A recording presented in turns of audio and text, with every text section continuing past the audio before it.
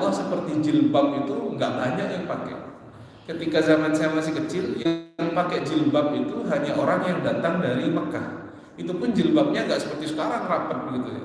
Jilbabnya itu hanya kain yang kemudian di dalamnya pakai turban gitu ya, seperti bunyai zaman dulu itu. Kemudian kainnya hanya diselempangkan begitu saja.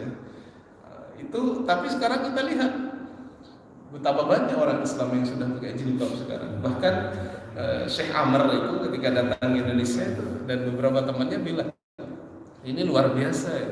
Jarak antara Indonesia dan Mekah ini sangat jauh. Tetapi saya lihat bagaimana Indonesia ini kemudian semuanya orang hampir berjilbab sekarang. Karena memang ada pengharapan-pengharapan seperti itu. Artinya kita masih mengharap Muslim di Indonesia suatu saat akan kemudian lebih baik dari sekarang ini tentunya.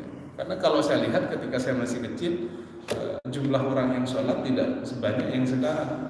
Jumlah orang yang pakai jilbab tidak sebanyak yang seperti sekarang. TPQ dulu mungkin sedikit.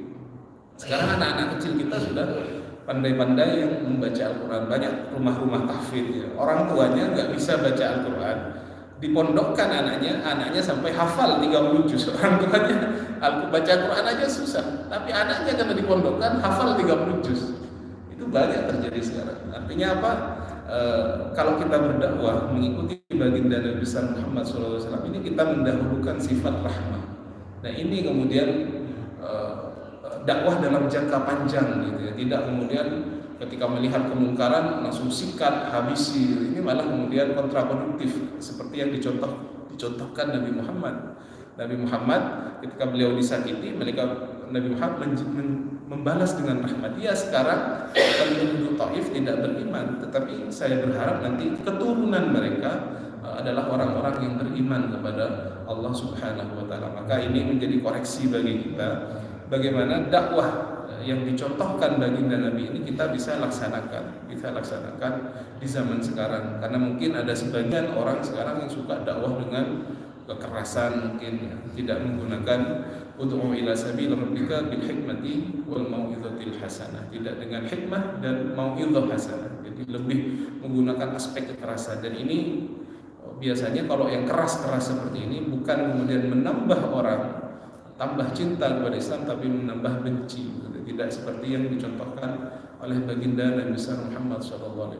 Ini yang bisa saya sampaikan dari episode Nabi besar Muhammad SAW ketika beliau diboikot secara ekonomi selama 3 tahun bersama keluarga besar beliau, Bani Hashim dan Bani Al-Muttalib. Kalau ada yang ditanyakan dari kehidupan baginda Nabi besar Muhammad SAW atau pertanyaan-pertanyaan lain yang bisa saya jawab, monggo ditanyakan.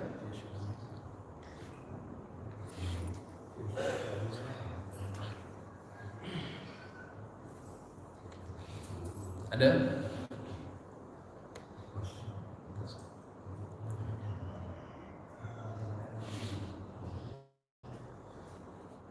Baik, kalau tidak ada yang ditanyakan, kita tutup pengajian kita ini dengan membaca doa.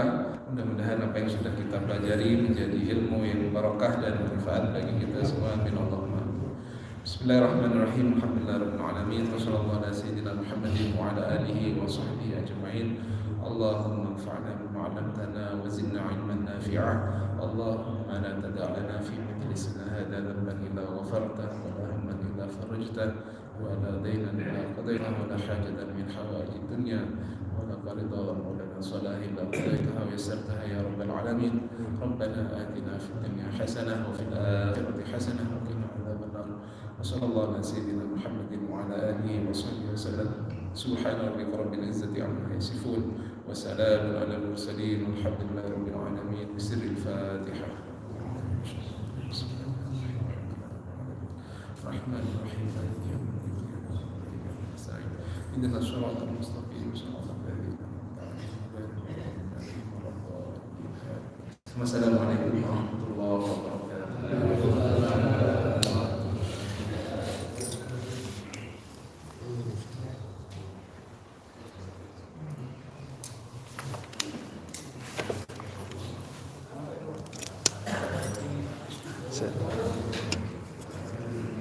bergeser.